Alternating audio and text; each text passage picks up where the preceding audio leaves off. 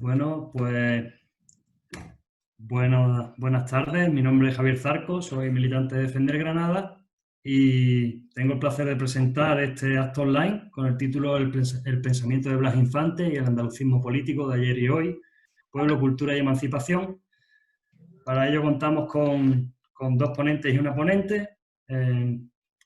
Uno de ellos es Antonio Manuel, que es profesor de la Universidad de Córdoba y miembro de la plataforma Andalucía Viva. Bienvenido, Manuel, y muchas gracias por participar. Encantado, encantado. También contamos con Isabel Serrano Durán, que es militante andalucista y miembro del Instituto de Estudios Culturales y Cambio Social. Bienvenida, Isabel, y gracias por participar también. Y también tengo el placer de presentar a mi compañero Javier García Fernández, que es doctor en estudios postcoloniales y militante del SAI de Defender Granada. Bienvenido, Javier, también. Muchas gracias. Bienvenido a todos. Vamos a intentar que este acto sea ligerito, sea divertido y para ello tenemos dos temas. El primero es más sobre el legado del pensamiento de Blas Infante y su actualidad. El segundo es sobre los retos del andalucismo político actual. Y sin más preámbulos, va a empezar en este caso Javier García sobre el primer punto, que es este, el legado del pensamiento de Blas Infante. Tienes entre 5 y 10 minutos cuando quieras, Javier. Bueno, pues muchas gracias, Javier Zarco, por esta presentación. Gracias al colectivo Defender Granada, al que yo pertenezco, por este acto. Gracias a Isabel Serrano y a Antonio Manuel por aceptar la invitación. Y bueno, creo que es de vital importancia que en esta fecha que se acerca, como es la fecha del asesinato de Blas Infante por los fascistas sublevados el 10 de agosto del año 36, creo que es más importante que nunca que se den estos espacios de diálogo donde intercambiar reflexiones sobre el pensamiento de Blas Infante, pues no solo sobre su pasado en pasado, sino sobre su pasado en presente. Yo creo que se trata de Blas Infante de un pensador del presente, en el mejor sentido, y creo que este ciclo de conversaciones que se vienen dando en torno al andalucismo, sobre Blas Infante y sobre otros temas, yo creo que construyen un andalucismo cada vez más fuerte y cada vez más sano y cada vez más reflexivo y colectivo. En este turno, sobre el legado del pensamiento de Blas Infante, yo voy a anotar una serie de ideas porque de alguna forma van a salir muchos temas, van a salir muchas ideas, y el segundo turno quizás espero que pueda ser más dialogante o que pueda introducir más elementos de diálogo. El primer punto con el que quería comenzar, o sea, el legado de Blas Infante y la figura de Blas Infante para mí representan lo que podríamos llamar un pensador revolucionario andaluz. Un pensador andaluz, o sea, pensador en primer lugar porque se trata de una figura que logró pensar Andalucía, y esto es un mérito del cual, o sea, muchos intelectuales tras de Blas Infante han tenido como objeto de pensamiento, como objeto de reflexión Andalucía en sí. Además, en un contexto, el de Blas Infante, el primer tercio del siglo XX, en los que se daba toda una serie de discusiones que procedían de lo que conocemos como el 1898, la crisis final del Imperio Español, donde tenemos pensadores como el regeneracionismo, el modernismo.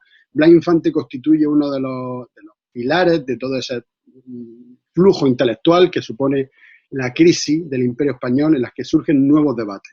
España había dejado de ser un imperio y estaba haciendo una difícil transición hacia la forma país, una transición compleja en la cual muchos intelectuales en ese momento se vuelven a preguntar qué es España, dando lugar a lo que se conoce como los intelectuales españoles, como Unamuno, Ortega y Gasset.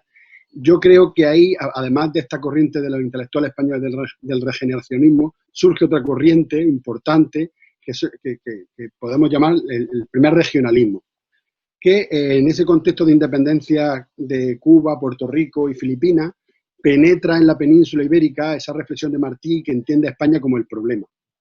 Y esa ideología anticolonial que vemos en José Martí, pero también en los nacionalistas en Puerto Rico y en Cuba, penetra en la península ibérica dando lugar a las culturas políticas de los regionalismos, tanto en Galicia, en el País Vasco, en Cataluña y también en Andalucía. Yo creo que es importante situar a Blas Infante dentro de esa corriente que bebe del anticolonialismo caribeño, que reflexiona sobre España como problema y que trata de crear una nueva conciencia de pueblo que ya estaba inserta en el pueblo andaluz, pero que toma como tarea revitalizarla y fortalecerla. Un pensador andaluz, como digo, pero también un pensador revolucionario. Blas Infante piensa a la vez que construye, es un pensador que basa su teoría en la praxis política, la construcción política de espacios andalucistas, como son los Ateneos, como son las candidaturas, como el Partido Republicano Demócrata Radical, del que hablaremos más tarde. Es un pensador que piensa desde la práctica, que piensa desde el hacer y piensa desde la construcción de alternativas. En segundo lugar, creo que un legado importante de Blas Infante tiene que ver con situarlo dentro de una corriente más amplia que tiene que ver con el contexto de Blas Infante, el primer tercio del siglo XX. Por ejemplo, creo que no se ha puesto muy en común el pensamiento de Blas Infante con uno de sus coetáneos, en este caso del sur de Italia, como Antonio Gramsci. Recordemos que vivieron la misma época. Blas Infante nació en el 1885, murió en el 36. Antonio Gramsci nace en 1891 y muere en el año 37. Pero también me parece importante ponerlo en diálogo con otro pensador de la época, que es Frantz Fanon. Frantz Fanon, el militante anticolonial de Martinica, que luchó junto al Frente de Liberación de Argelia. Se trata de pensadores, Blas Infante, Antonio Gramsci y Frantz Fanon, que en sus reflexiones y en su práctica política aunan luchas, vamos a decirlo así, por construir una conciencia de pueblo, luchas que también incorporan la cuestión de clase, luchas regionalistas, luchas que tienen en cuenta la cultura de los oprimidos. Yo creo que no se ha puesto suficientemente en diálogo aún el pensamiento de Blas Infante con pensamientos como el de Gramsci con la cuestión meridional o como el pensamiento de Frantz Fanon en la cuestión anticolonial. En tercer lugar, uno de los elementos ya centrales del pensamiento de Blas Infante, que creo que hoy corresponde rescatar, tiene que ver con su trabajo sobre las raíces de Andalucía. O sea, Blas Infante, en su famosa frase de nuestro nacionalismo, es un nacionalismo antinacionalista, es un nacionalismo que en primer lugar es humano, busca unas raíces del pueblo andaluz que no se sitúan dentro de las raíces etnicistas del resto de nacionalismos europeos.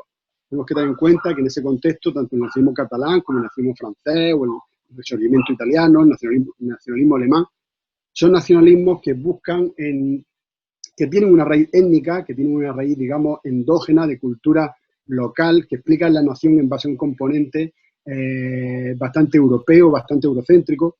Por el contrario, Blas Infante busca las raíces de Andalucía en el mundo árabe, en el Próximo Oriente, en el Mediterráneo. Creo que hay una enseñanza anti-eurocéntrica en el pensamiento de Blas Infante. Creo que hay un aprendizaje anti-eurocéntrico y creo que hay un cierto tipo de nacionalismo andaluz que no aprendió ese anti-eurocentrismo de Blas Infante y reprodujo, por contra, un nacionalismo andaluz que seguía fundándose la idea etnicista de lo andaluz como una fuente de identidad endógena que se explica por sí misma. Yo creo que esta búsqueda de las raíces andaluzas en el sur creo que nos da muchas claves para construir una identidad andaluza que esté basada en la conexión que ha tenido históricamente Andalucía con los pueblos mediterráneos, con el Próximo Oriente y con el mundo árabe, así como con el mundo americano. En cuarto lugar, yo diría que otro de los elementos importantes del legado de Blas Infante tiene que ver con todo aquello que él recoge en su obra La dictadura pedagógica, pero también que recoge en su práctica durante toda su vida, que es la dimensión pedagógica y que es la dimensión educativa y cultural de la construcción del andalucismo. O sea, Blas Infante está prácticamente toda su vida desarrollando ateneos, desarrollando labores culturales, desarrollando labores de escritura en revistas, de intercambio intelectual, de intercambio cultural. La labor ateneística es muy importante en Blas Infante. O sea, su forma de entender la construcción nacional tiene que ver con una cierta práctica cultural, con un activismo cultural, una militancia cultural, a través de la cual se construye esa conciencia de pueblo que le dará la herramienta al pueblo andaluz para sentirse, para tener esa conciencia de sí mismo. En quinto lugar, y derivado de lo anterior, creo que Blas Infante nos dio herramientas clave para entender eso que puede articular o que puede definir a Andalucía en tanto identidad o en tanto país. Blas Infante evolucionó a lo largo de su vida desde tesis más regionalistas a tesis más nacionalistas. Lo podemos ver en su obra, que va desde la mitad de la segunda década, en 1915, año que se publica La idea andaluz, hasta el año 36, hasta el año 31, que se publica el complot de Tablada, sobre el complot de Tablada. Podemos ver una evolución desde un regionalismo blasinfantiano a un nacionalismo, pero yo creo que el elemento transversal a toda esa evolución es la conciencia de pueblo, la categoría de pueblo. O sea, Blas Infante derivó de una categoría regional a una categoría nacional, pero siempre mantuvo esa categoría de pueblo, que es lo que le permite a su pensamiento tener una coherencia en tanto a esa identidad de pueblo que conecta una realidad municipal, una realidad que es comarcal y una realidad que es geográfica, pero que también es histórica en torno a esa conciencia de pueblo. Javi, perdona, llevas 8 minutos, ¿vale? Vale, ya por cerrar, creo que dos cuestiones muy breves. Creo que una parte del pensamiento la parte del pensamiento que menos se conoce de Blas Infante, creo que tiene que ver con su reflexión en torno al principio de las culturas, una vez acabada la Primera Guerra Mundial, el principio de Viena. O sea, las naciones que se reúnen dictan que a cada nación le corresponde un Estado, y finalmente terminó siendo al contrario, fue que a cada Estado le correspondió una nación. Entonces, los grandes Estados de Europa construyeron naciones desde una política de Estado, y yo creo que esa parte del pensamiento de Blas Infante, que es el principio de las culturas, trata de legitimar la existencia de un principio de cultura, de un principio de pueblo cultural, para legitimar la construcción de sus instituciones y de su proyecto nacional. Yo creo, ya con esto cierro, que lo que corresponde en la actualidad respecto al legado de Blas Infante es construir algo, eso que podríamos llamar Blas Infante en relación a la tercera ola del andalucismo. Yo creo que el andalucismo ha tenido dos grandes olas y estamos ahora mismo en una tercera. La primera sería lo que se ha llamado el andalucismo histórico, que sería el primer andalucismo histórico que vivió Blas Infante. Un segundo andalucismo que también ya me parece histórico, que es el que comienza en los años 60 y que se cierra de alguna forma con la desaparición de las expresiones políticas del andalucismo, como son el PA y la CUT, que reivindicó de alguna forma, de forma específica, a Blas Infante, pero creo que se abre un tercer ciclo ahora ya entrando en la tercera década del siglo XXI. Creo que en este contexto corresponde hacer una nueva lectura de Blas Infante en torno a todos estos elementos, que de alguna forma ponga distancia o cierre esa época anterior y que vuelva a leer a Blas Infante desde los elementos específicos que caracterizan esta coyuntura actual. Yo lo dejo aquí y paso la palabra. Vale, muchas gracias, Javi. Pues paso palabra a la compañera Isabel, cuando quiera. Muchas gracias en primer lugar por pensar en mí, por invitarme, y yo entro en esta charla con miedo porque Blas Infante, por mucho que yo intento acercarme a su obra, siempre lo veo como un gran desconocido, porque creo que es un personaje que es muy difícil conocerlo en su plenitud, en la plenitud de su obra y en la plenitud de su persona, tanto como intelectual como activista militante andalucista, ¿no? Y además tengo la sensación de que Blas Infante se ha ido descomponiendo y se ha ido vendiendo por fascículos, ¿no? Hasta el nivel de que el Partido Popular no tiene ningún problema, ningún reparo en nombrar a Blas Infante en el discurso de investidura de Juan Manuel Moreno Bonilla. Entonces, tengo la sensación de que es un personaje que se ha ido manoseando tanto hasta su deformación.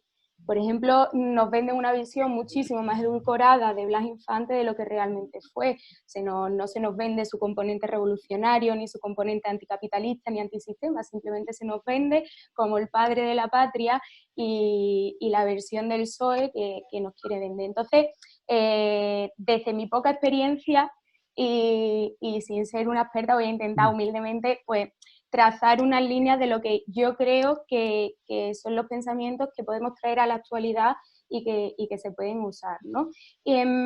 Se olvida el Blas Infante revolucionario y creo que tiene realmente una razón de ser a matar y a volver a matar a ese Blas Infante, y es que Blas Infante, si algo pone de manifiesto, es el pueblo andaluz, y toda su vida, hasta sus últimos segundos de vida antes de que lo asesinaran, era viva Andalucía libre, es decir, la existencia y demostrar la existencia de un pueblo andaluz.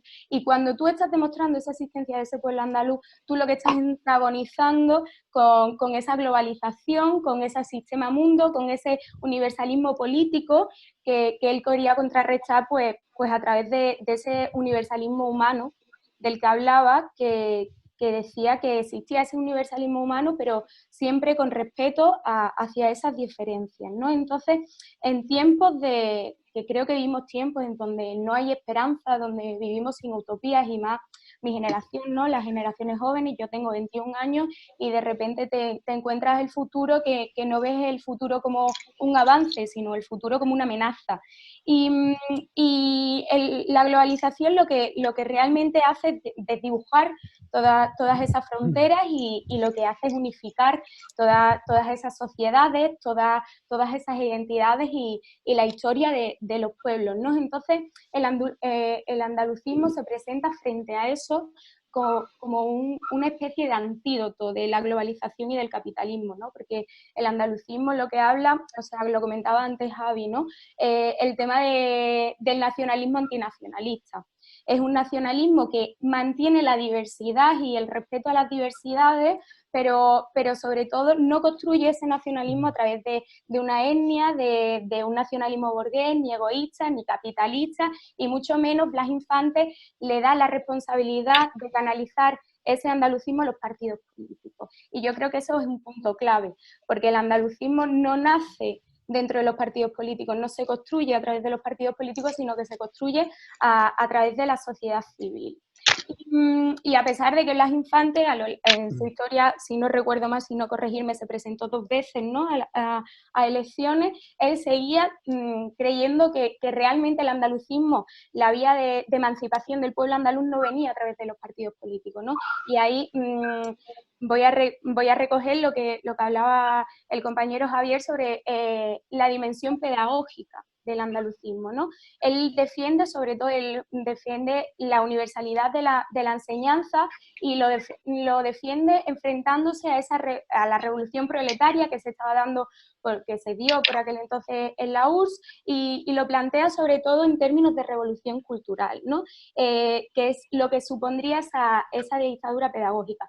A mí me llama la atención porque yo también, leyendo a Blas Infante, le veo mucho parecido con Gramsci en el sentido de la importancia que le da a la cultura y cómo esa dictadura pedagógica lo que realmente hace es una revolución cultural que lo que abre es una nueva era, ¿no? Que esa nueva era, Blas Infante la llama nueva era, pero realmente Antonio Gramsci la podría llamar la nueva hegemonía cultural, ¿no?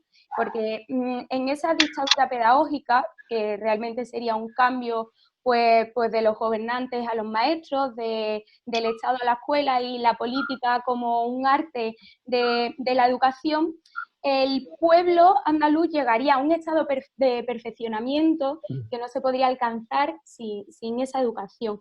Y creo que en estos momentos donde Blas Infante es una persona que en todos los pueblos, en todos los pueblos hay un instituto, hay una plaza, hay una calle, pero realmente nadie conoce su obra ni la trascendencia que tuvo, porque, insisto, se nos da una visión muy reducida y muy edulcorada. Blas Infante creo que nos enseña a soñar. O sea, soñar en un mundo donde no hay esperanza, donde llega el COVID y te rompe todos los esquemas y donde no sabes qué va a pasar de ti pasado mañana, ¿no? Entonces, creo que el andalucismo en general y Blas Infante en particular es un constructor de utopías. Y además él, al ser un teórico y también ser un militante, él nos da la parte de utopía, pero siempre con los pies en la realidad. Creo que el mejor homenaje que se le puede hacer ahora a Blas Infante, aparte de todas estas charlas y todos estos debates que podamos tener, es coger su obra y actualizarla volando con sus sueños, es decir, teniendo en mente las aspiraciones, los horizontes y las metas que él tenía, pero cogiendo los pies de Blas Infante y trayéndola a la actualidad, porque no tiene ningún sentido que sigamos pensando las obras de Blas Infante en 2 siglos más tarde sin cambiar el contexto. Por lo tanto, creo que ese es el mejor homenaje que podemos hacerle. Muchas gracias, Isabel. Has terminado, ¿no? Sí. Vale, pues le paso la palabra a Antonio Manuel, cuando quiera. En primer lugar, gracias a Defender Granada, gracias a Javier, gracias a Isa, gracias a Javier y a Antonio, aunque no se vean, y pedir disculpas en nombre de la organización por esta intromisión, por este intento de reventar el acto desde fuera, lo cual confirma probablemente lo más importante de esta charla. ¿Cómo es posible que 84 años después de la muerte de Blas Infante sigamos teniendo charlas sobre su pensamiento. ¿Por qué no ocurre con otros pensadores o intelectuales similares de la península ibérica? ¿Por qué no se habla en este mismo estado de cosas de Castelao o de Lluís Companys o de Costa? ¿Por qué ocurre con Blas Infante? Yo creo que esa es la primera gran pregunta que tenemos que hacernos. ¿Por qué entran a saco bots, trolls, para intentar dinamitar un acto como este, hecho de una manera artesana, por gente muy joven como vosotros, ¿no? ¿Por qué? Bueno, pues que fundamentalmente porque la presencia de Andalucía, con la conciencia como pueblo, es decir, en el momento en el que Andalucía toma conciencia de que es un pueblo sometido, es decir, nadie se puede levantar si no tiene conciencia de estar sometido. El riesgo de que Andalucía se levante es un riesgo que no se soporta desde el centralismo y desde el nacionalcatolicismo castellano. Verdaderamente indigna. Y indigna porque el pensamiento infantiano se encuentra con los mismos problemas que tenemos hoy. Y las soluciones que plantea Infante entonces serían prácticamente las mismas que deberíamos plantearnos hoy. Tienes razón, Isabel, cuando dice que se ha descuartizado a Blas Infante como si fuera un cerdo de matanza.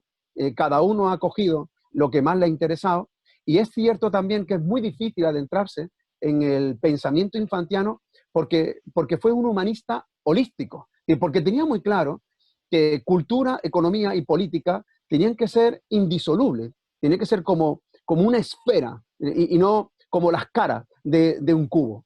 Y eso hizo que fuese todavía hoy difícil de entender, además por lo que apuntaba al principio Javier, porque no es igual el Infante de 1915 al Infante de 1931. Es que son dos infantes diferentes. Es verdad que coinciden en un elemento esencial, que es colocarnos un espejo delante del pueblo andaluz para que el pueblo andaluz se reconozca. Yo creo que esa es la gran obsesión infantiana. ¿Cómo vamos a levantarnos si no nos conocemos? En realidad, en la esencia andaluza conviven dos actitudes vitales de supervivencia. Los andaluces somos bueyes y somos lobos. A la vez, hay una Andalucía sumisa y hay una Andalucía rebelde. Y aunque sorprenda lo que voy a decir ahora, Blas Infante tenía muy claro que los dos eran andaluces. No tiene por qué convencer al andaluz rebelde, pero sí es verdad que tiene que colocarle el espejo a la Andalucía sumisa para que se levante. Porque las dos actuaron de forma diferente, pero ante el mismo trauma. Es decir, ante un intento de asimilación cultural, ante el intento de lobotomizar nuestra historia, el intento de aniquilar nuestra memoria, unos actuaron como sumisos y otros actuaron como rebeldes. Y la receta la alcanza, yo podría decir que la epifanía de toda su movilización, tanto como intelectual como activista, tiene lugar con la candidatura de 1931, ¿no? En ese momento, Blas Infante tiene claro que Andalucía tiene que incorporarse al debate estatal. Y lo hace generando una candidatura también artesanal a la que llama Candidatura Revolucionaria, Republicana, Federalista, Andaluza. Y eso condensa todo el pensamiento infantiano y todas las soluciones que tenemos que tomar como referente en el siglo XXI. Porque, y en eso también tiene razón tanto Javier como Isabel, es que es realmente increíble que la sociedad del siglo XXI, que nos interactuamos telemáticamente por estas vías, sigamos utilizando ideologías del siglo XX con instituciones del siglo XIX, ¿no? Algo está fallando, ¿no? Y es porque tenemos que actualizar nuestro pensamiento. Y Blas Infante ya se encontró con ese problema. Por eso llama a su proyecto político candidatura, porque no quiere que sea un partido. Abomina del régimen anterior, quiere confrontar con el antiguo régimen y ya se encuentra con que el primer problema no puede ser utilizar las mismas carcasas electoralistas. El segundo elemento es revolucionario. Si tú le quitas a Blas Infante el elemento revolucionario, estás desalmando a Blas Infante. Blas Infante es esencialmente revolucionario porque intenta impugnar el antiguo régimen en toda su magnitud. Es decir, el antiguo régimen básicamente es el escudo de España, y la cruz, la corona y la distribución territorial, e impugna las tres. El republicanismo infantiano no es solo el quitar la corona al modelo de Estado, es fundamentalmente la conciencia de que cada uno de los individuos es responsable del espacio político que ocupa y que tiene que ser, como tal, soberano en sus decisiones para liberarse, es decir, para conseguir la plena emancipación como individuo. A partir de ahí, federarse con el resto de individuos en una comunión de intereses que en este caso clarísimamente consistía en la emancipación del régimen capitalista, del régimen inquisitorial, es decir, corromper con el yugo que había aniquilado la verdadera esencia de Andalucía. Revolucionario, republicano, federalista, ahí se encuentra con un gran problema.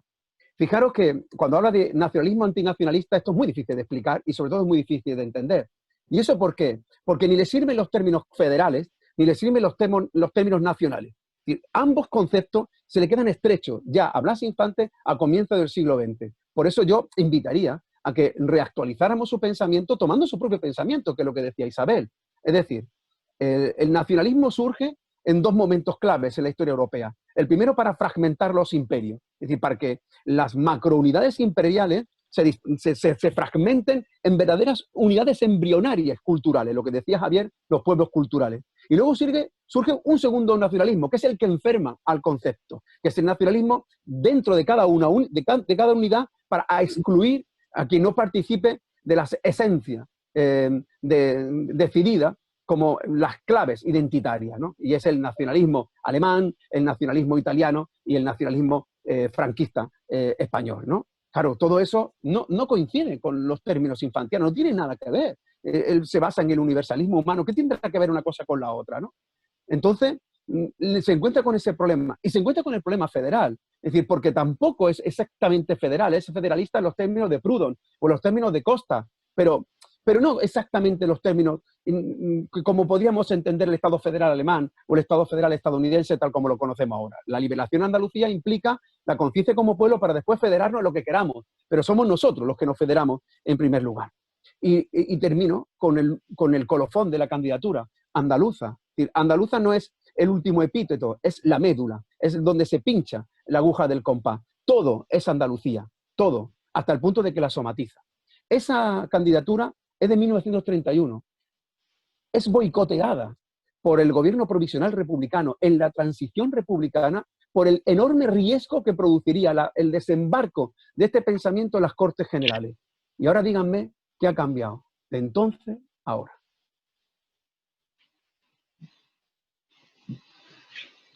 Pues sí, muchas gracias, Antonio Manuel, por tu intervención. Y bueno, ya hemos terminado el primer bloque, que era el del legado del pensamiento de Blas Infante. Pasaríamos al segundo, que es, partiendo de estas ideas infantianas que hemos compartido, ¿cuáles son los retos del andalucismo político actual? En este caso hemos quedado en que empieza hablando Isabel, cuando quiera. Empiezo con la parte más compleja, ¿no? O sea, ¿qué hacer? ¿Qué hacemos ahora, ¿no? Ahora que ya hemos leído, hemos hablado de Blas Infante, hemos hablado del andalucismo histórico, ¿qué hacemos ahora? Cuando vuelvo a hablar de que estamos ahora en un mundo de incertidumbre, donde los ciclos políticos se van sucediendo de forma rápida y lo que ayer era una certeza, hoy ya no lo es, ¿no? Pero, sin embargo, voy a romper una lanza a favor del andalucismo, porque creo que es más que nunca necesario hablar de retos del andalucismo, porque si estamos hablando de retos, significa que el andalucismo está vivo. Porque algo que no está vivo, algo que no tiene proyección de futuro, no le buscas unos retos ni le buscas unos horizontes. Yo creo que hay un andalucismo cultural que está floreciendo en primer lugar en contraposición a las críticas que surgen cuando el andaluz se presenta en la esfera pública española, ¿no?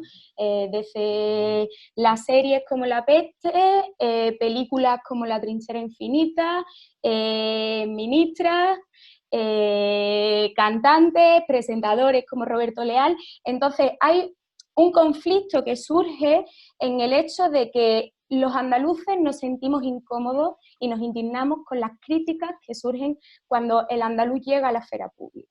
Y ese conflicto es lo que hace que ese andalucismo cultural también se esté convirtiendo en político, porque cuando tú te estás indignando con esas críticas externas que están surgiendo cuando alguien habla en andaluz, tú estás reafirmando tu identidad y sobre todo repensando tu identidad. Tú te estás construyendo a ti mismo como andalucista o andaluz mínimamente, y tú estás viendo que tú tienes una identidad ajena a aquellas personas que están criticando el habla andaluza, ¿no?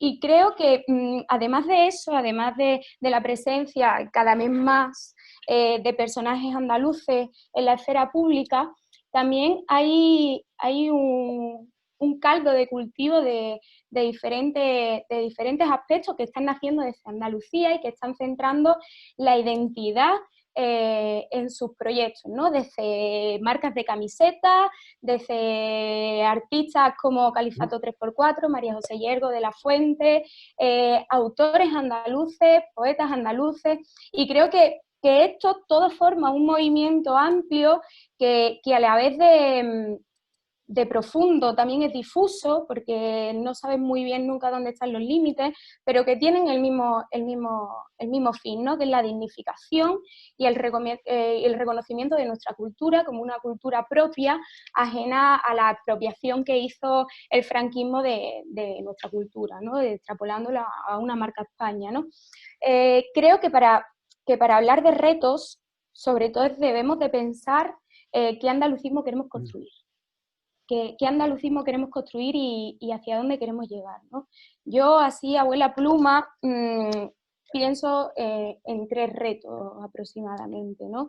Creo que el andalucismo es una herramienta sobre todo de transformación tanto material, siendo un andalucismo más práctico, hablando del sistema productivo, de los problemas de los jornaleros en el campo, pero también hay un andalucismo más utópico, ¿no? Que es como un andalucismo de proyectos de futuro, que nos enseña a pensarnos dentro de unos años.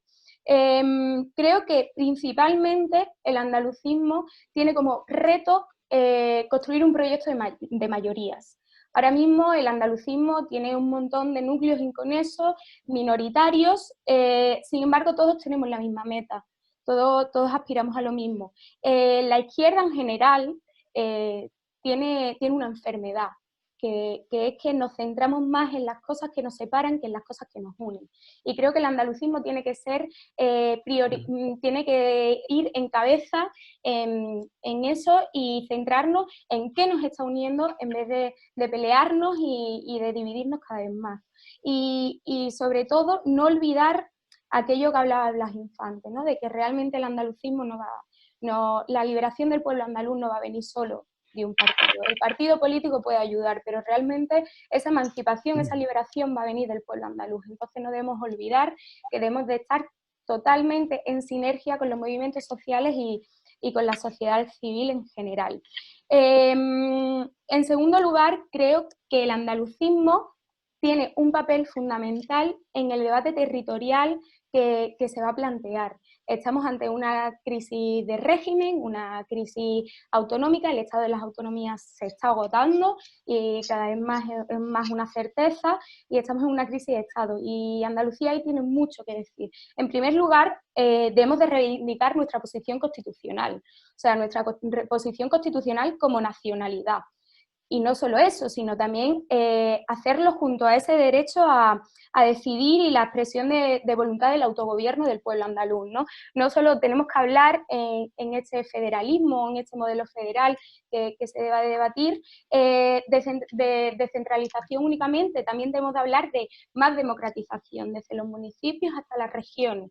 Y debemos de señalar el camino porque Andalucía es una tierra que está doblegada, está sometida a intereses externos. Y tenemos que decir que ese modelo federal que se vaya a dar, ese debate, no puede darse a través de los niveles de desigualdad actuales. No vamos a partir al mismo nivel si estamos manteniendo estos niveles, ¿no? Entonces, entre nacionalismos excluyentes, etnicistas e individualistas, yo creo que el andalucismo en este debate federal debe de recordar, sobre todo, que el federalismo realmente, tal tal y como yo lo interpreto humildemente, el federalismo no es otra cosa que el derecho a la diferencia, pero sin diferencia de derecho.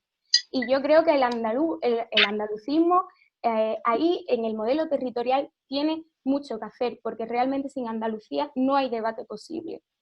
Y un tercer punto, y creo que es fundamental a la hora de pensar el andalucismo del siglo XXI, es pensarlo junto al feminismo.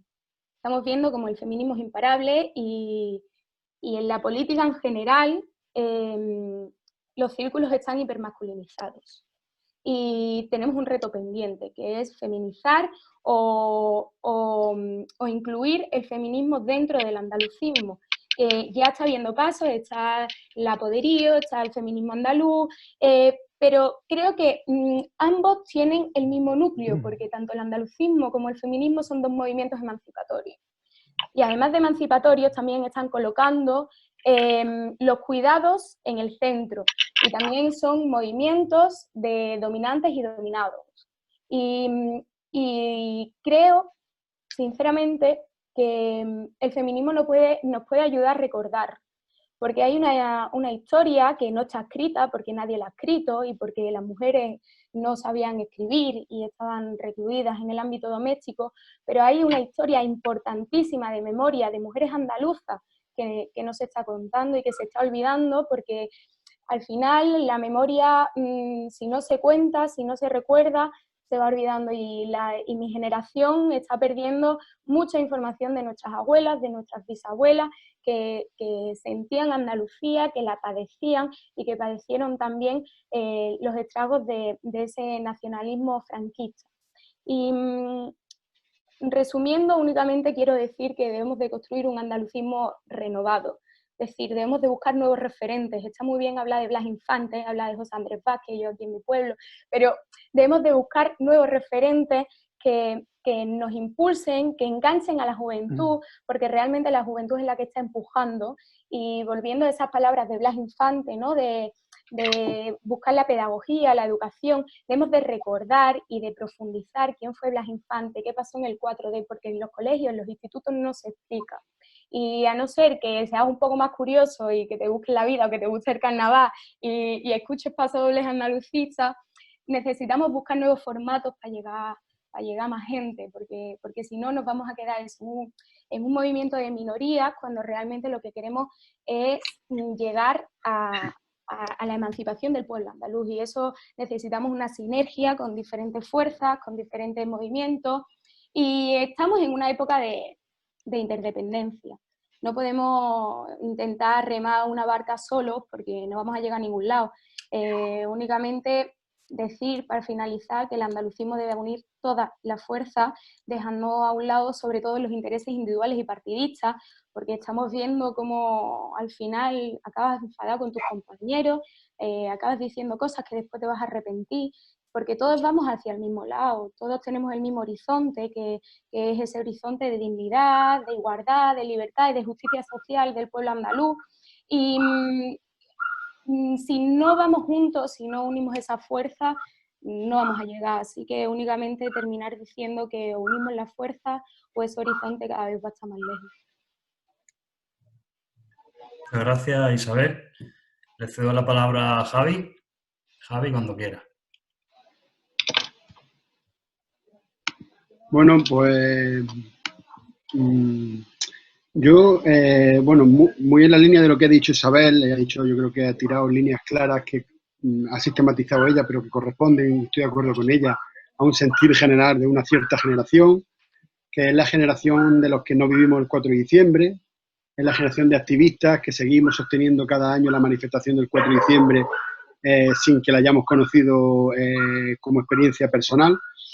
Y tiene que ver también, por conectar con lo último que decía, con construir Blas Infante de la tercera ola del andalucismo. O sea, yo insisto en que con la implosión de las expresiones políticas andalucistas, tal y como las conocimos en la última década, se ha abierto una nueva fase de acumulación andalucista que por ahora se está construyendo de alguna forma mediante constituyentes inmediatos, pequeños grupos políticos, culturales, musicales, mediáticos, comunicativos, que empiezan a reconstruir esa realidad andaluza como musgo, que nace como musgo entre las piedras y que se está buscando.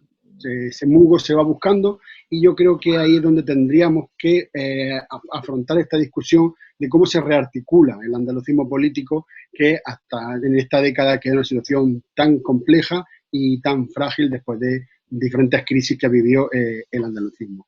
Yo creo que uno de los retos centrales tiene, en relación al pensamiento de Blas Infante, ha de ser volver a pensar Andalucía desde el sur. Yo creo que Blas Infante hizo un ejercicio muy importante de pensar Andalucía desde el sur, como he dicho antes, conectando la experiencia histórica andaluza con el mundo árabe, con el Mediterráneo. Yo creo que esa tarea sigue vigente, esa tarea tiene actualidad hoy. Yo creo que el andalucismo tiene que pensarse desde la experiencia de los pueblos del sur, como el movimiento indígena, o como el nacionalismo, como los movimientos populares de América Latina, como el chavismo, el proceso cubano, el pueblo saharaui, y no solo pensar un cierto andalucismo que tiene como referente, vamos a decirlo así, la sociedad catalana o el nacionalismo vasco o otros movimientos europeos. Creo que se explica mal Andalucía cuando se le explica en términos europeos, cuando se le explica en términos, vamos a decirlo así, de experiencia del norte del Estado español o otra experiencia histórica, y creo que se explica bien cuando ponemos en discusión el andalucismo con experiencias de los pueblos del sur. Yo diría que una de las crisis que uno de los factores que ha llevado a la crisis del andalucismo que hemos vivido tiene que ver con construir un nacionalismo andaluz a imagen y semejanza por ejemplo, del nacionalismo catalán. Desde una visión o desde un anhelo de construir nación en base a una burguesía, una historia, una cultura. Creo que esos modelos de construcción nacional no funcionan en Andalucía. Creo que tenemos que volver a mirar al sur. Y esto me da pie a la segunda cuestión, que también está muy presente en el pensamiento de Blas Infante. Blas Infante siempre defendió un proyecto andalucista que era básicamente municipalista y confederal. Básicamente municipalista porque se arraigaba en sus luchas locales, en sus luchas ateneístas, en sus luchas en los ateneos de los pueblos, que era básicamente municipalista, pero que también era confederal. No se entiende el pensamiento de Blas Infante si no se tiene en cuenta qué estaba pasando en el resto del Estado español en ese momento. Por lo tanto, el andalucismo no puede perder de vista las luchas locales, los espacios municipalistas, la lucha de articulación política desde abajo. El andalucismo no puede perder de vista los movimientos sociales como el movimiento jornalero, el movimiento obrero, las luchas contra la precariedad, el derecho a la vivienda, las luchas por las ciudades dignas, las luchas contra la gentrificación. Y el andalucismo no puede tampoco construirse en torno a sí únicamente, sino que el andalucismo también tiene que tomar partido en la discusión estatal, tiene que tomar partido en este ciclo que podemos llamar del derecho a la autodeterminación, del derecho a decir. Por lo tanto, creo que estamos convocados a una discusión andalucista que es profundamente municipalista, pero que también es profundamente confederal. En tercer lugar, me parece central retomar políticamente hoy el legado de Blas Infante, al que él se refería cuando hablaba de que en Andalucía no hay extranjeros. Creo que el andalucismo político hoy tiene el reto de pensar la lucha antirracista, del antirracismo político, por ejemplo, en luchas tan importantes del antirracismo como son los compañeros migrantes en Huelva, en Almería, las luchas migrantes que se están dando en Andalucía deben ser escuchadas por el andalucismo. El andalucismo debe construir pueblo desde ese antirracismo. El andalucismo tiene que huir de ese pozo etnicista o de ese pozo esencialista para volver a escuchar a los compañeros migrantes, volver a escuchar a la lucha antirracista, que de alguna forma nos dé pie de nuevo a entender también el andalucismo en una lógica que escucha a nuestros emigrantes. Yo creo que no se puede pensar Andalucía sin la cuestión de la emigración.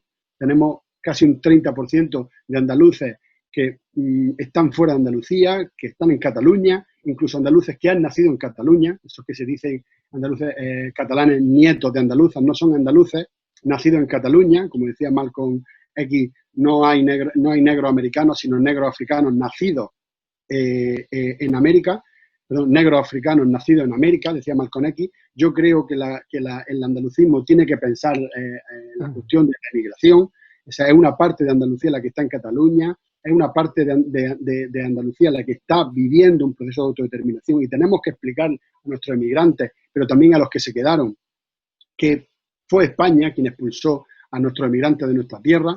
Por tanto, la cuestión migratoria nos atraviesa y el acercamiento y la escucha a las luchas migrantes y al antirracismo nos tiene que volver a explicar cómo se vive la identidad del desarraigo de los andaluces que se fueron. Yo creo que eso es, vamos a decirlo así, condición indispensable para pensar un andalucismo político hoy. En cuarto lugar, creo que también es central volver a la cuestión del feminismo andaluz.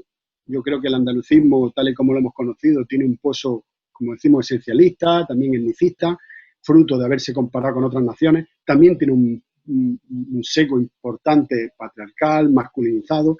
Yo creo que la reflexión de Blas Infante también y el andalucismo han alentado de una forma u otra a pensadoras como Pastora Filigrana, Soledad Castillero, Virginia Piña. Son pensadoras que están dentro del ámbito del andalucismo, y el andalucismo tiene una deuda histórica no solo con las mujeres, sino además con las feministas. Y yo creo que es desde ahí, o sea, desde ese feminismo andaluz, que tenemos la oportunidad de reinventar el andalucismo. Yo creo que el feminismo andaluz ha sido una explosión ideológica, teórica, pero también en las prácticas, que nos enseñan no solamente qué tiene el feminismo que aportar a Andalucía, sino qué tiene Andalucía que aportar al feminismo. Yo creo que esa es la gran discusión del feminismo andaluz, y yo creo que esa aportación invade toda la serie de reflexiones que están sobre la mesa.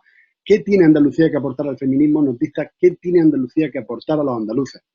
Yo creo que hasta ahora se ha construido un andalucismo que se centra excesivamente en aquello que nos falta, en aquello que no tenemos, un andalucismo, vamos a decir, de la lógica de los años 70, del atraso, del subdesarrollo, un andalucismo que se construye en torno a aquello que no tenemos, en torno a aquello que necesitamos, en torno a aquello que se nos ha sido expropiado. Yo creo que esta falta que vivimos como pueblo, esta falta de un desarrollo económico, esta falta de un desarrollo, vamos a decir, democrático en los pueblos, tenemos que combinarlo con aquello no solamente que nos falta, sino que nos aporta. ¿Qué aporta el andalucismo a los andaluces? ¿Qué aporta Andalucía o qué entrega Andalucía a los andaluces cada día?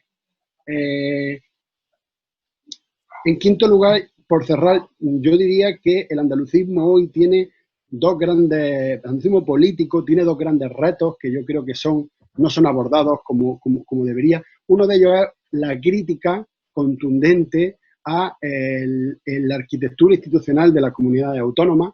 Yo creo que las comunidades autónomas son la arquitectura institucional construida para bloquear Andalucía, y aquí está la crítica que siempre se ha hecho del andalucismo, que supone pasar del 4 de diciembre al 28 de febrero. El 28 de febrero y el Estado de la Autonomía supusieron un aparataje institucional que controlase el poder del pueblo andaluz para desbordar el proceso de transición democrática. Por lo tanto, no creo que pueda haber un andalucismo que encaje dentro del Estado autonómico. El andalucismo tiene como tarea desbordar el Estado autonómico. Creo que tiene como tarea desbordar o criticar el colonialismo interno del régimen del 78, el régimen del 78, que es un pacto entre élites catalana, vasca y madrileña, que configura un Estado español en el que se reparte la riqueza de todo el sur del Estado, que sería la cuestión meridional de Gramsci, pero que afecta especialmente a la sociedad andaluza. El andalucismo tiene que criticar este régimen del 78. No podemos diseñar un andalucismo que quepa dentro del Estado autonómico, ni un andalucismo que quepa dentro del régimen del 78. Y en tercer lugar, necesitamos un andalucismo que cuestione la dependencia y el colonialismo que se da en el seno de la Unión Europea. La Unión Europea es otro aparataje institucional que expropia la riqueza de los pueblos del sur, y lo hemos visto con los llamados PICs, dentro de esa lógica perversa que la Unión Europea desarrolla en los países del sur de Europa. Creo que el andalucismo tiene que plantearse también, tiene que discutir, tiene que criticar esta lógica extractiva de la Unión Europea. Cuando Blas Infante decía no somos solo Europa, yo creo que se refería a que no somos parte de esa Europa. No somos parte de esa Europa dibujada por Alemania, dibujada por Francia, dibujada por Inglaterra, en la que el sur tiene un papel específico en la división económica, en la división del trabajo, por lo cual la economía andaluza es una economía profundamente extractivista que extrae no solamente personas que migran, sino también extrae sol, recursos naturales, tierra. Por lo tanto, el andalucismo no cabe ni en el régimen autonómico, ni en el régimen del 77, ni en el régimen capitalista de la Unión Europea. En ese sentido, y ya por cerrar, creo que el reto que afrontamos en este año, en estos 2 años, es reconstruir el andalucismo político en clave de esta tercera ola andalucista que tiene nuevos lenguajes, tiene nuevas aspiraciones, está compuesta por militantes que no vivieron el 4 de diciembre, militantes que no vivieron la transición, pero que siguen sosteniendo el movimiento andalucista, siguen sosteniendo el 4 de diciembre, siguen construyendo una identidad nueva en torno al andalucismo, y esa tarea de reconstrucción tiene dificultades, en tanto que está todo por hacer, pero tiene, de alguna forma, lo tiene todo por delante. Creo que hay que abrir un nuevo diálogo entre organizaciones, y en este sentido creo que Blas Infante era muy acertado cuando planteaba este andalucismo confederal. Creo que tiene que darse una discusión amplia en torno a las organizaciones andalucistas junto a las organizaciones de izquierda en Andalucía. Tiene que ser una discusión, vamos a decirlo así, horizontal. Por eso creo que ya se han agotado los intentos de construir andalucismo frente a espacios que están gobernados desde Madrid, frente a espacios que de alguna forma son parte de ese centralismo, a izquierda o a derecha. Por lo tanto, creo que el reto central tiene que ver con que nuestra generación aborde una nueva discusión política en torno a la construcción del andalucismo entre todos estos espacios andalucistas que tratan de buscarse, que como decía, se buscan como el musgo, junto a la izquierda andaluza, a la hora de construir un espacio amplio de discusión, pero un espacio amplio de prácticas sociales, un espacio amplio de resistencia y un espacio amplio de enunciación como andaluces que le dé a nuestra sociedad un horizonte propio, que le explique a nuestra sociedad su pasado histórico, pero también que le explique a nuestra sociedad su presente. Yo lo dejo aquí y le paso la palabra a Antonio Manuel. Vale, muchas gracias, Javi. Pues nada, Antonio Manuel, cierra cuando quiera. Bueno, intentaré ser breve.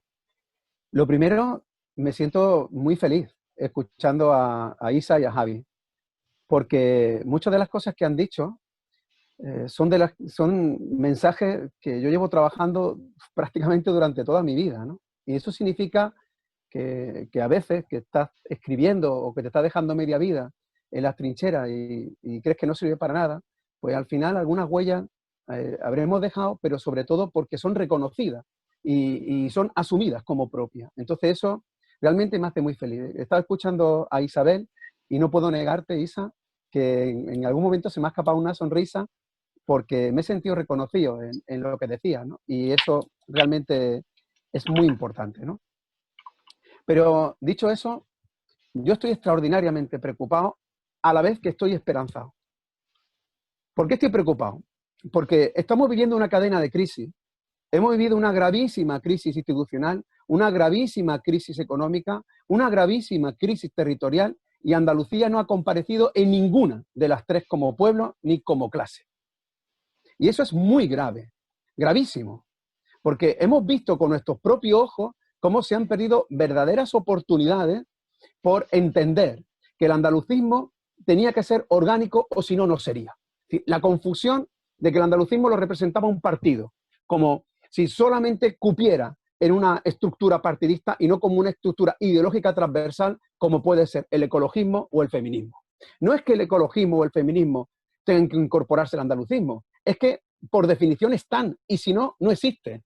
Es el andalucismo otra beta, tan importante o más como el ecologismo o como el feminismo. Pero en el momento en el que se embute en una carcasa partidista parece que lo que está dentro, lo orgánico existe y lo demás no existe. Pues es un gravísimo error. Porque cuando todos los millones de andaluces y andaluzas salen a la calle el 4 de diciembre, creedme que todas y todos defienden en esencia un mensaje primario, muy elemental, pero esencialmente andalucista. Allí no hay gente de la derecha. Y si lo hay es prácticamente simbólico. Luego el andalucismo que sale a la calle el 4 de diciembre es izquierda. Y el andalucismo que sale en aquel momento quiere emanciparse como pueblo y además pide rabiosamente libertad. ¿Qué es lo que ha ocurrido desde entonces hasta ahora? Pues lo que ha ocurrido desde entonces hasta ahora es que ha desaparecido la conciencia de pueblo y la conciencia de clase. ¿Por qué?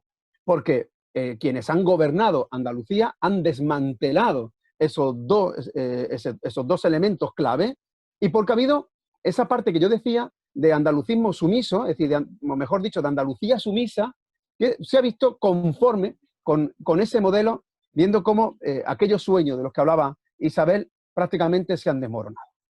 Entonces, ante esa incomparecencia del andalucismo en todas estas crisis, ahora nos encontramos que al pasear por las calles, muchas de las fachadas de nuestras ciudades están atestadas de bandera de España. O gente que nos abruma con mascarillas con la bandera de España, pero que representan a la gente más humilde, a la gente más necesitada. Es decir, ¿qué es lo que está pasando? Que no hay una conexión del andalucismo útil con la gente más necesitada. Es decir, que haya surgido el personaje del facha pobre es lo más triste, lo más doloroso que ha podido ocurrir en Andalucía.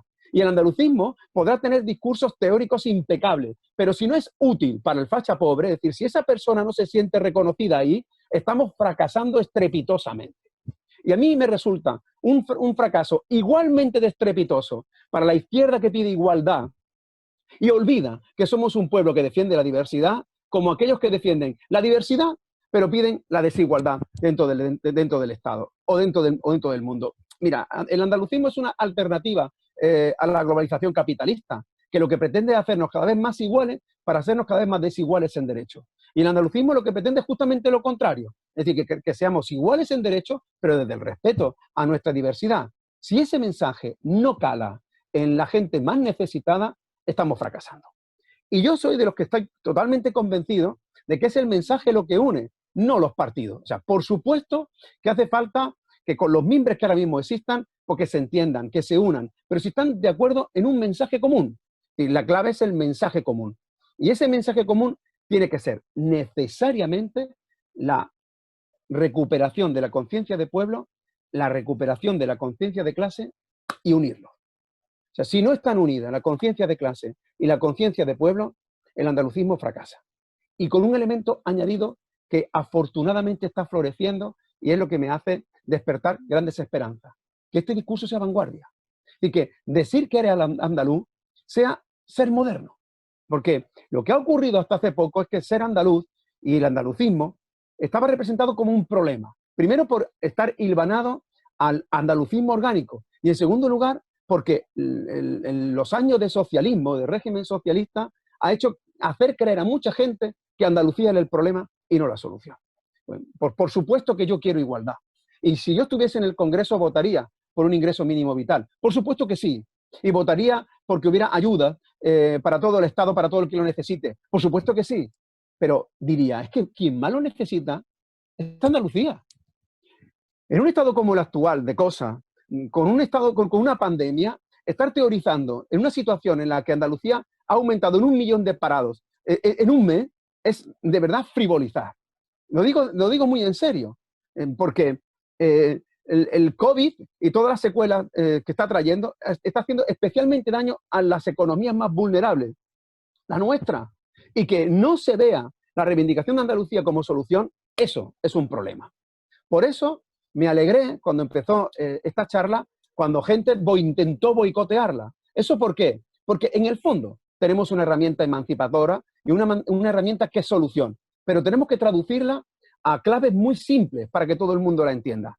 Y es muy sencillo, y es decir, vamos a ver, si vamos a repartir fondos a todo el Estado, no puede ser que el lugar que haya padecido el impacto más fuerte por culpa de la pandemia sea el que menos reciba proporcionalmente. Eso no puede ocurrir.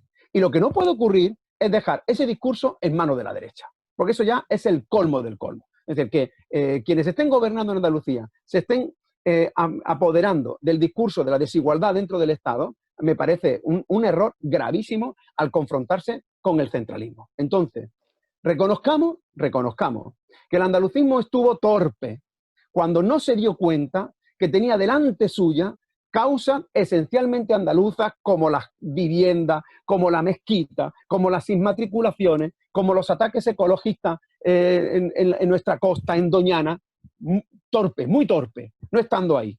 Pero también muy torpe estuvieron todos los que están defendiendo la igualdad desde Madrid, con un discurso eminentemente centralista. Igual de torpe, ¿no? Entonces, hemos perdido 2 oportunidades históricas. 2, el que no compareciera ni política, ni como sociedad civil, a mí me dolía en el alma no ver bandera andaluza en el 15M. A mí realmente me raía las tripas, ¿no? O que fueran minoritarias, ¿no? Yo creo que estamos ante una verdadera oportunidad histórica. Termino.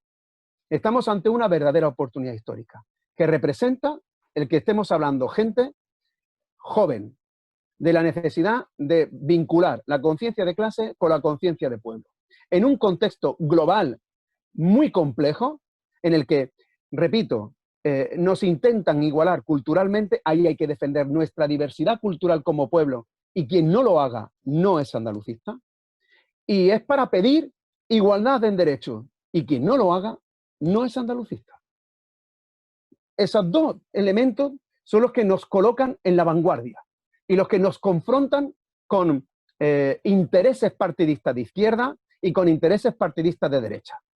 Si somos capaces de tomar ese elemento como elemento aglutinador, estoy convencido de que podemos generar un movimiento global, cultural, social y político-partidista que coloque nuestro discurso como hegemonía.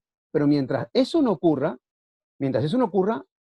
nos tenemos que plantear cómo es posible que gente muy humilde, prefiera colocar la bandera de España en el balcón y colocarse la bandera de España como mascarilla, sabiendo que lo que se está poniendo no es un símbolo que nos une a todos, sino la representación de quienes defienden los privilegios derivados del nacional catolicismo castellano. Frente a eso, vanguardia. Frente a eso, nuevas voces, por supuesto, pero sobre todo, un mismo discurso. Esa es la clave. Los partidos, creedme, parten y las causas unen. Ojalá los partidos se unan en torno a una misma causa.